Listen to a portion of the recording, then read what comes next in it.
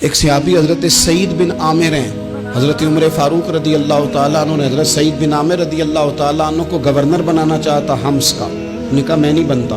فرمایا مجھے تم لوگوں نے بنا دیا ہے, خود گورنریاں بھی قبول نہیں کرتے. چلے گئے حضرت سعید بن عامر, گورنر بن گئے, صوبے کے گورنر. مال غنیمت میں سے کچھ زیادہ مال مدینہ شریف میں جمع ہوا تو حضرت عمر نے مختلف صوبوں سے غریبوں کی لسٹیں منگوائیں. حضرت سعید بن عامر کے صوبے کے کچھ خاص لوگوں کو آپ نے لکھا کہ تمہارے صوبے میں جو غریب ہیں ان کی لسٹیں بھیجو. تو جب لسٹ آئی تو اس میں پہلا نام حضرت سعید بن عامر کا بھی تھا. کہا ہمارے گورنر کے پاس پہننے کو کپڑا کوئی نہیں, کھانے کو روٹی کوئی نہیں. حضرت عمر بیٹھ کے رو پڑے. فرمایا تمہارا گورنر بھی مسکین ہے. اشرفیوں کی ایک تھیلی بھر کے حضرت عمر نے بھیجی. حضرت سعید بن عامر کے پاس جب گئی تو کہنے لگے انا للہ و انا الیہ راجعون. آپ کی اہلیہ کہنے لگی خیریت ہے, کہیں امیر المومنین حضرت عمر کا وصال تو نہیں ہو گیا؟ فرمانے لگے نہیں. تو فرمانے لگی کوئی آفت تو نہیں آ گئی؟ کہا نہیں. انا للہ کیوں پڑھا؟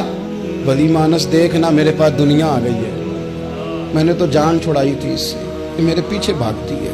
حضرت سعید بن عامر نے سارا مال وہیں اللہ کے حضور خیرات کر دیا.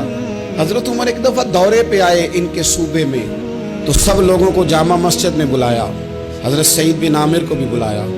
ابن الجوزی لکھتے ہیں کہ حضرت عمر نے فرمایا لوگوں تمہیں اپنے گورنر سے کوئی شکایت تو نہیں؟ تو لوگوں نے کہا 4 شکایتیں. ایک تو ہمارے گورنر صاحب جب شروع میں آئے تھے تو فجر کی نماز کے بعد ہی آ کے لوگوں کے بیچ بیٹھ جاتے تھے. اب اشراق چاشت کے وقت آتے ہیں, سورج پورا طلوع ہو جاتا ہے تو حضرت سعید بن عامر رضی اللہ عنہ آتے ہیں. اور دوسری شکایت یہ ہے کہ صرف دن میں ملتے ہیں, رات کو ملتے ہی نہیں. اور تیسری شکایت یہ ہے کہ ہفتے میں ایک پورا دن ہوتا ہے ملاقات ہی نہیں کرتے. اور چوتھی شکایت یہ ہے کہ کبھی کبھی بیٹھے بیٹھے رونے لگتے اور بے ہوش ہی ہو جاتے ہیں. آپ نے ایسا شخص گورنر بنا دیا جو دیوانہ ہے. حضرت عمر نے بلا لیا, قریب بیٹھے تھے, کہا دے سوالوں کے جواب. گردن جھکی ہوئی ہے.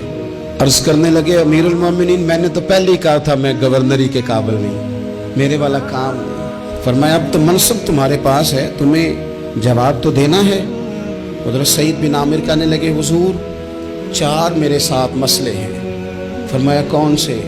حضرت سعید بن عامر کہنے لگے آپ سوال دہرائیں میں جواب دیتا ہوں.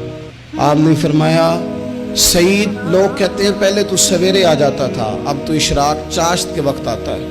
گردن جھکائی, سناٹا چھا گیا محفل پہ. تھوڑی دیر کے بعد سر اٹھایا تو داڑھی پہ آنسو گر رہے تھے. فرمانے لگے حضور میرے گھر میں خادم کوئی نہیں, بیوی بیمار ہو گئی ہے.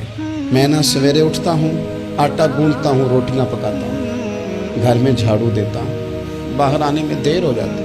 پہلے جواب پر ہی لوگ رونے لگے, آنسو نکلنے لگے. حضرت عمر رضی اللہ تعالیٰ عنہ بھی روئے. پھر فرمایا کہ سعید تو دن کو ملتا ہے تو رات کو کیوں نہیں ملتا؟ اپنی داڑھی پکڑ لی. کہنے لگے عمر ساری سفید ہو گئی ہے, اب تو لگتا ہے پھل پک گیا ہے, پتہ نہیں وہ کب مجھے کہے گا واپس آ جا. میں نے نہ دن مخلوق کے لیے رکھا ہے, رات اپنے رب کے لیے رکھی ہوئی ہے, مجھے تکلیف نہ دی جائے. گورنر کی بات کر رہا ہوں. پھر کہا سعید یار ہفتے میں ایک دن ملتے کیوں نہیں؟ کہنے لگے عمر یہ میرے رب کے ساتھ پردہ ہے, اسے نہ کھولا جائے. میرا پردہ ہے نا, میں نے اپنے رب کے ساتھ اپنے پردے رکھے ہوئے ہیں. فرمایا نہیں آپ بتائیں. حضرت سعید بن عامر کہنے لگے غریب ہوں, ایک کی جوڑا میرے پاس ہے, میں غریب ہوں. میرے جیسے لوگ ان کے پاس درجنوں جوڑے ہیں اور اس کے باوجود ان کی زبانوں پر شکر اس طرح نہیں آتا جیسے آنا چاہیے. میں نے کہا نا کہ میری اجرت میری محنت سے زیادہ کیوں ہے؟ میرے محسن تیرے احسان سے ڈر لگتا ہے. حضرت سعید بن عامر کہنے لگے ایک جوڑا ہے, ہفتے میں ایک دن دھو کے خشک ہونے کو ڈال لیتا ہوں, پھر بیوی کے کپڑے پہن کے بیٹھا رہتا ہوں. کس طرح گھر سے باہر نکلوں؟ میرا پردہ تھا, میں اپنی غریبیاں لوگوں کے سامنے نہیں رکھنا چاہتا. میں جانوں میرا رب جانے, میں راضی ہوں نا اس کی رضا پہ. اب تو حضرت عمر ہچکیاں لے کے رونے لگے. فرمانے لگے چل آخری سوال کا جواب ہی دے دے, کبھی کبھی روتے ہو تو بے ہوش ہی ہو جاتے ہو.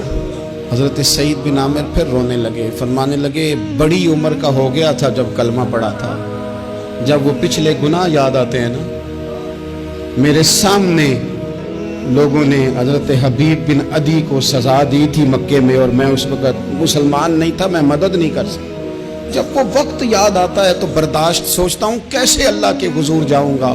دوستو دعا کرنا، یہ وطن جو داتا صاحب کا ہے، جو بابا فرید کا ہے، جو غریبوں کا ہے، کمزوروں کا ہے، مزدوروں کا ہے، اللہ اس ملک کو بھی کوئی ایسا شخص عطا فرما دے